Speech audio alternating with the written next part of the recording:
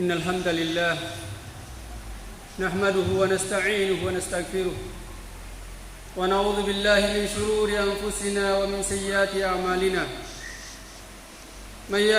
من يهده الله فلا مضل له ومن يضلل فلا هادي له وأشهد أن لا إله إلا الله وحده لا شريك له إقرارا به وتوحيدا وأشهد أن محمدا عبده ورسوله صلى الله عليه وعلى آله وسلم تسليما مزيدا أما بعد فقال الله تعالى في القرآن الكريم وهو أصدق القائلين يا أيها الذين آمنوا اتقوا الله حق تقاته ولا تموتن إلا وأنتم مسلمون وقال أيضا يا أيها الناس اتقوا ربكم الذي خلقكم من نفس واحدة وخلق منها زوجها وبث منهما رجالا كثيرا ونساء واتقوا الله الذي تساءلون به والأرحام إن الله كان عليكم رقيبا وقال يا أيها الذين آمنوا اتقوا الله وقولوا قولا سديدا يصلح لكم أعمالكم ويغفر لكم ذنوبكم ومن يطع الله ورسوله فقد فاز فوزا عظيما أما بعد فإن أحسن الكلام كلام الله وخير الهدى هدى محمد صلى الله عليه وآله وسلم وشر الأمور محدثاتها فإن كل محدثة بدعة وكل بدعة ضلالة وكل ضلالة في النار. Ma'asyiral muslimin, sidang jamaah Jumat yang semoga dirahmati Allah Subhanahu wa taala. Satu surah di dalam Al-Qur'an, surah yang sangat pendek dan dihafal oleh kebanyakan kaum muslimin, bahkan dari kalangan orang awam pun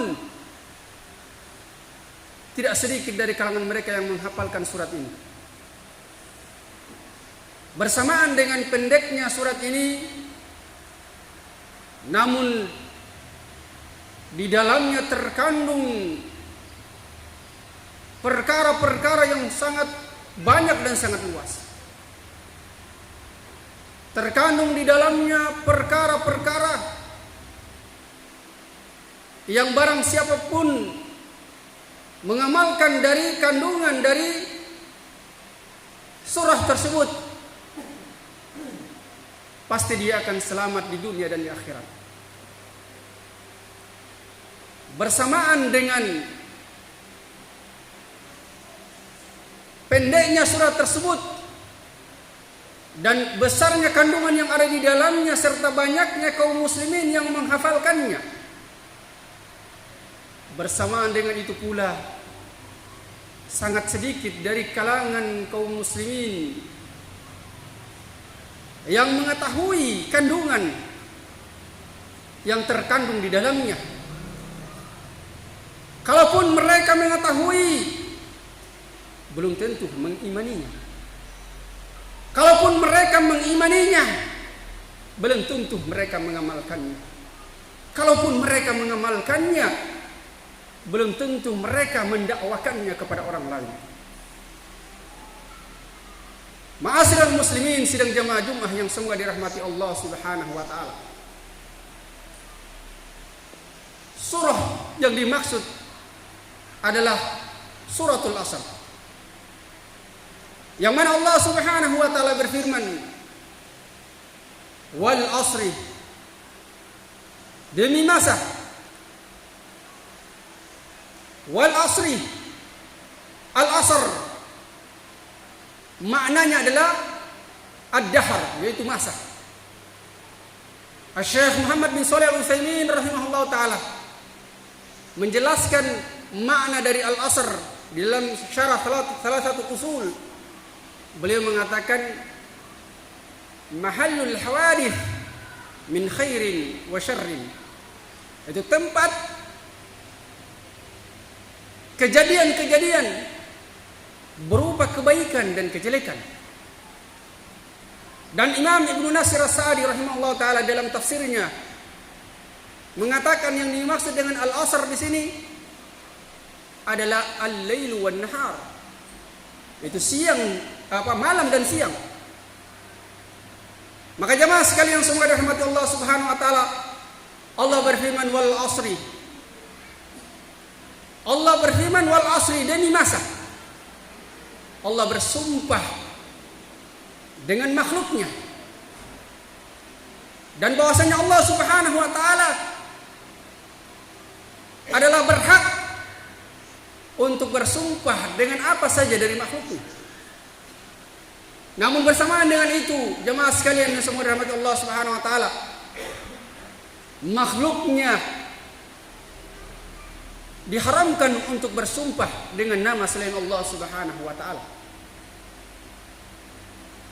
Kemudian jemaah sekalian yang semua dirahmati Allah Subhanahu wa taala, Allah bersumpah di sini menjelaskan tentang innal insana lafi khusrin.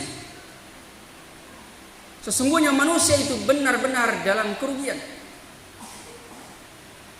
Jemaah sekalian, dalam ayat ini al-insan, kata al-insan, dalam kata al-insan di sini adalah bermakna al-istighraqiyah, memberikan makna umum mencakup seluruh manusia. Lafi khusrin, betul-betul dalam keadaan merugi. Allah Subhanahu wa taala menjelaskan dengan sumpahnya, diawali dengan sumpah akan kerugian seluruh manusia. Kemudian Allah Subhanahu wa taala jelaskan kriteria dari orang-orang yang terbebas dari kerugian tersebut. Allah Subhanahu wa taala berfirman melanjutkan ayat yang mulia ini, illal ladzina amanu, kecuali orang-orang yang beriman. Dan orang-orang yang beriman di sini adalah, yang dimaksudkan adalah orang-orang yang berilmu, yang dengan ilmunya dia menjadikan orang-orang yang muttaqin, orang-orang yang bertakwa kepada Allah Subhanahu wa taala. Kemudian jemaah sekalian semoga dirahmati Allah Subhanahu wa taala, wa 'amilu shalihat, dan orang-orang yang melakukan amalan saleh, yaitu dia beramal dengan ilmu yang dia telah pelajari, yang dia telah imani, dia mengamalkan ilmu tersebut.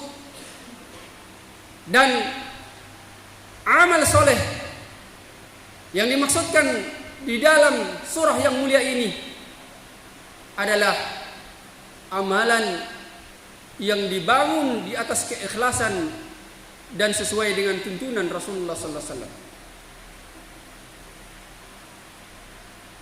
Karena amalan itu jemaah sekalian semoga dirahmati Allah Subhanahu wa taala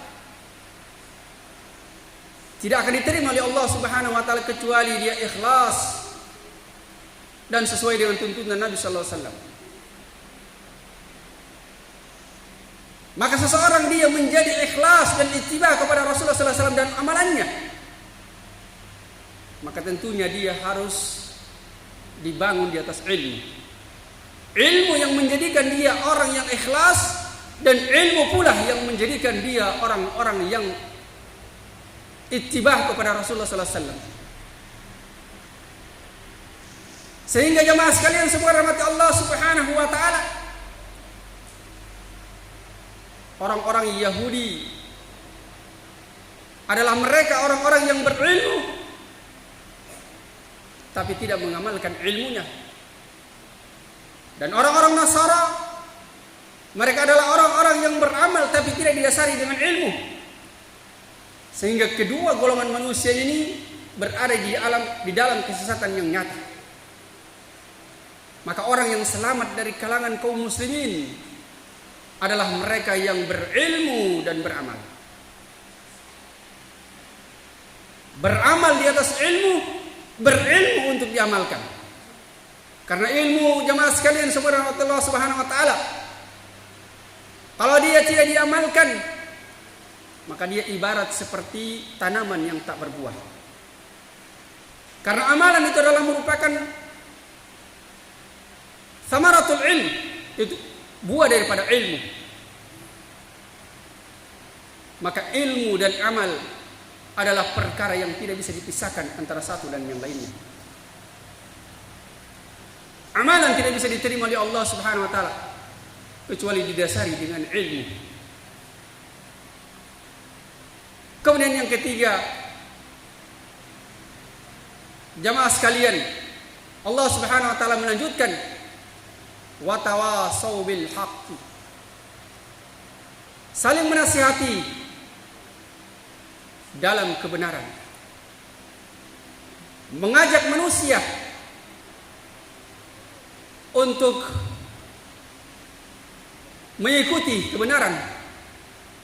Mengajarkan kepada manusia perkara-perkara dari perkara-perkara agama yang telah dipelajari, yang telah diilmui dan diamalkan. Sehingga jemaah sekalian, keutamaan yang sangat besar bagi orang-orang yang mengajak manusia kepada hidayah, yang menasihati manusia kepada kebenaran. Wa man ahsanu qawlan mimman da'a ila Allah wa 'amila salihan wa qala innani minal muslimin. Siapakah yang lebih baik ucapannya dari orang-orang yang mengajak kepada Allah, yang mengajarkan manusia kebenaran, wa 'amila salihan, dan dia melakukan amalan saleh. Ma'asyiral muslimin, sidang jamaah Jumat yang semoga dirahmati Allah Subhanahu wa taala. Demikianlah Allah Subhanahu wa taala menjelaskan kepada kita dari tiga perkara ini, itu ilmu, amal, dan dakwah kepada Allah Subhanahu wa taala. Sehingga jamaah sekalian yang semoga dirahmati Allah Subhanahu wa taala, siapapun di antara kita yang telah mengilmui kebenaran dan telah mengamalkan kebenaran, adalah kewajiban kita untuk mengajarkan kepada orang lain. Oleh karena itu Rasulullah sallallahu alaihi wasallam berkata kepada Ali bin Abi Thalib, la yahdiyallahu rajulan khairun laka min humrin na'am. Allah Subhanahu wa taala berikan hidayah satu orang saja lewat perantaraan engkau, dengan sebab dakwamu, wahai Ali.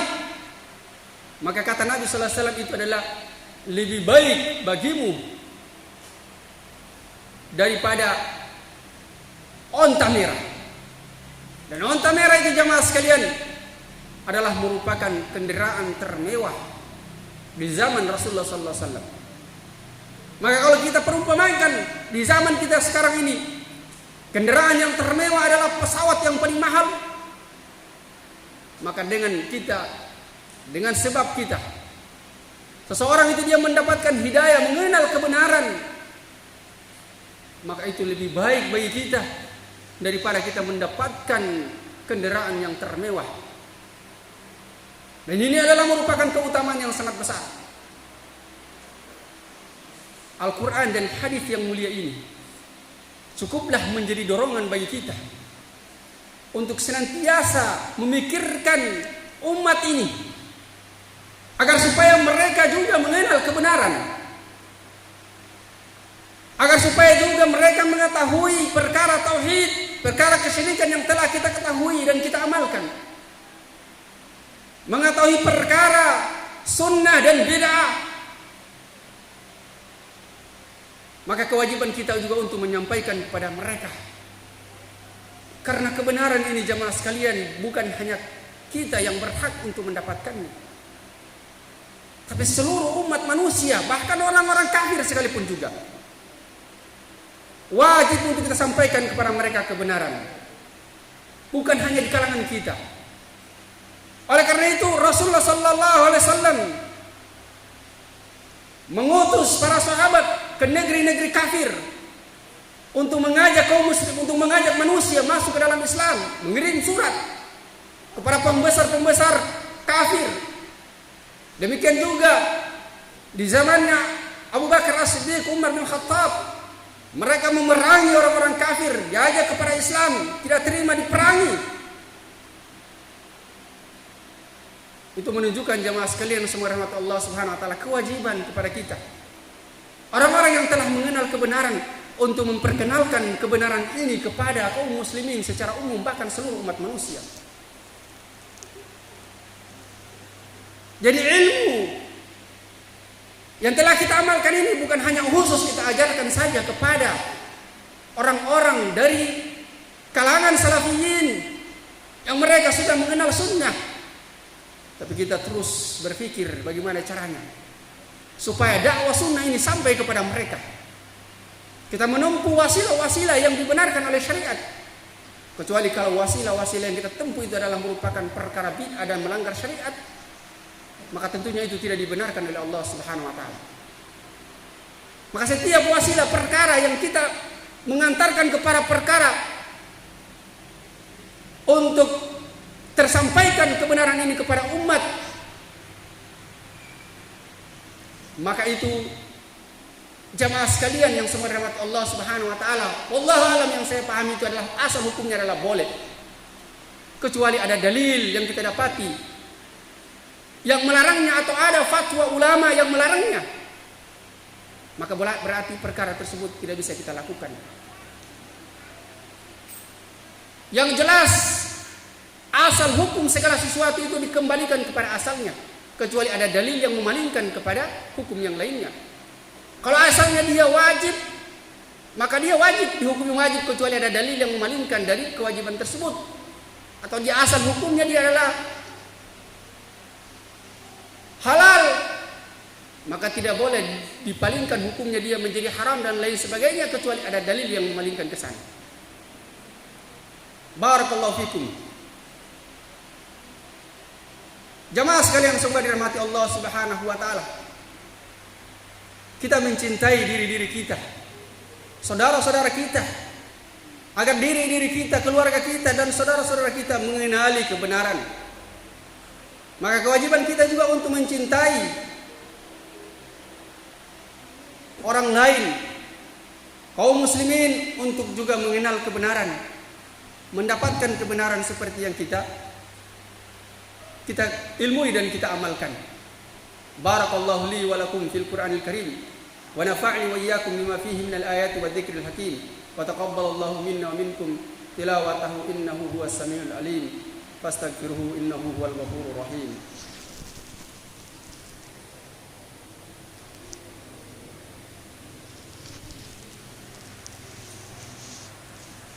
Alhamdulillahi hamdan katsiran tayyiban mubarakan fihi kama yuhibbu rabbuna wa yardah. Wa asyhadu an la ilaha illallah wahdahu la syarika lah iqraran bihi wa tauhidah. Wa asyhadu anna Muhammadan abduhu wa rasuluhu sallallahu alaihi wa alihi wasallam tasliman mazida, amma ba'd. Ma'asyiral muslimin, sidang jamaah Jumat yang semoga dirahmati Allah Subhanahu wa taala. Kemudian di ayat yang terakhir Allah Subhanahu wa taala berfirman dalam surah yang mulia ini, wa tawassaw bis sabr. Saling menasihati dalam kesabaran. Sabar sebagaimana dijelaskan oleh Syekh Muhammad bin Shalih Al-Utsaimin dalam syarah Thalathatul Usul, sabar itu terbagi menjadi 3. Yang pertama adalah sabar di dalam menjalankan perintah Allah Subhanahu wa taala. Dan yang kedua adalah sabar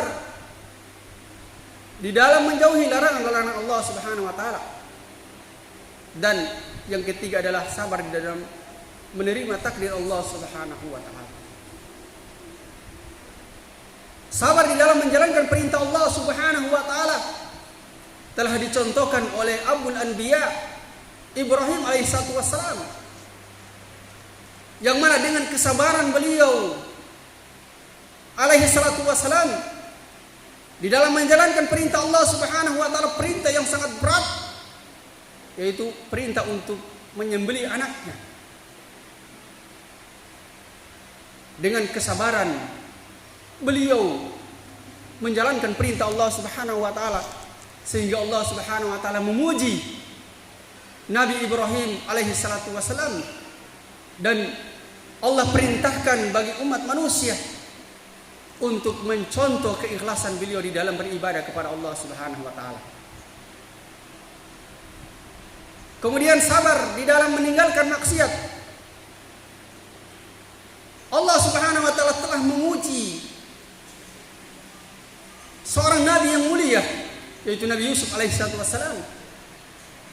Diuji oleh Allah kesabarannya di dalam meninggalkan maksiat. Yang mana kemaksiatan yang dia tinggalkan tersebut karena kesabaran beliau di dalam menjauhi larangan Allah Subhanahu wa taala.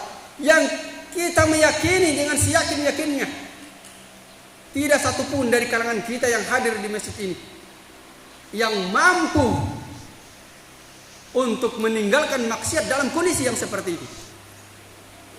Dalam kondisi beliau berdua bersama wanita di dalam rumah yang tidak satupun manusia di dalamnya. Kemudian wanita tersebut adalah merupakan wanita cantik yang cantiknya luar biasa. Yang kedua, wanita tersebut adalah merupakan wanita yang bangsawan, merupakan istri seorang pembesar kerajaan Mesir. Kemudian yang ketiga, wanita tersebut adalah merupakan majikan dari beliau, yang tidak ada jalan lain kecuali beliau taat kepada wanita tersebut. Tapi bersamaan dengan itu, luar biasa kedahsyatan dari kesabaran beliau. Beliau takut kepada Allah Subhanahu wa taala, takut di dalam bermaksiat kepada Allah Subhanahu wa taala. Yang kemudian Allah Subhanahu wa taala selamatkan beliau dari perkara yang maksiat tersebut.